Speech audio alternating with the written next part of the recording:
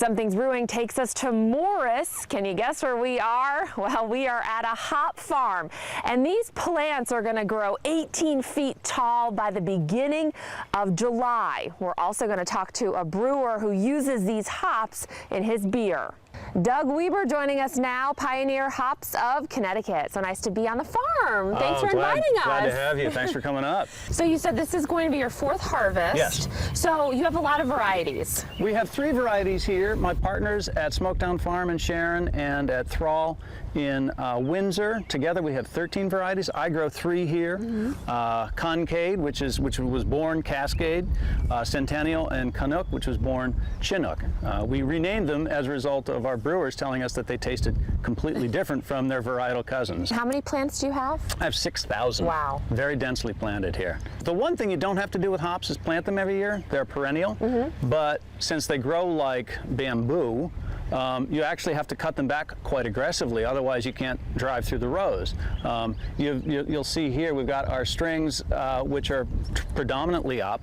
We have to spend the next month pruning all but 6 shoots from each plant, and then training those 6 shoots up the strings, and that takes, you can't do it by machine. So we plan to start harvesting mid-August, and that could change. I mean, it's been a very cool and wet spring. We don't know exactly what's going to happen, and you really need to harvest the cones when they reach the proper moisture content, which is about 73, 74, 75%. And your clients, all Connecticut. Correct, correct. Early on I decided that there was such great beer being made in the state, I would focus specifically on the brewers in the state of Connecticut. And my partners at Smoketown Farm and at Thrall are also committed to developing a Connecticut clientele. The 3 farms this year will produce about the equivalent of about 3% of the hop needs for the state. So it's not like we need to find markets outside Connecticut. And fortunately, the clients that we do have are very grateful for the fact that we make a high quality, locally grown and produced product. Jeff Browning joining us now, owner of Brewport Brewing Company. We've been to your place. Yes, you have. And so you use Doug's hops in your beer. Yes, we do, and we have since his very first crop season. Very successful. We put it in our South End Pale Ale, and it has a very unique flavor. When hops are grown in different areas, Doug said, you get a different taste. And the Concade and the Chinook really has a spicy, almost a New Zealand type flavor, a ripe fruit flavor that you don't usually get from those hops. What makes his hops different from others? Well, it is regional. We all learned from Sam Adams that hops grown in Mintelfruh is different than hops grown in a different region in Germany.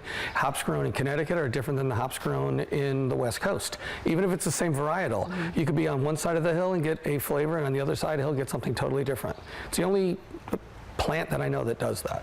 And just a little piece of history too, because you had mentioned Connecticut was a huge hop region a long time ago. After the British came and clear-cut all of our wood, we were sheep farmers and hop growers in Connecticut. And we grew more hops in Connecticut than they did in Europe for a while. So it's kind of an interesting thing to see it come back. And you know, with modern technology, I'm very happy to see hops back in Connecticut. And you brought another beer as well that has Doug's hops too. Yes, there's a lot of breweries in Connecticut using his hops, including Bad Sons and Half Full. We brought a beer here from Half Full, Transcend Hoppiness, and it's got a wonderful, unique flavor from using both malt from Thrall Farms as well as hops. All right, well, we have some of your workers here. Come on, guys, come in the shot. Congratulations on another, hopefully successful growing season. Thank you very much.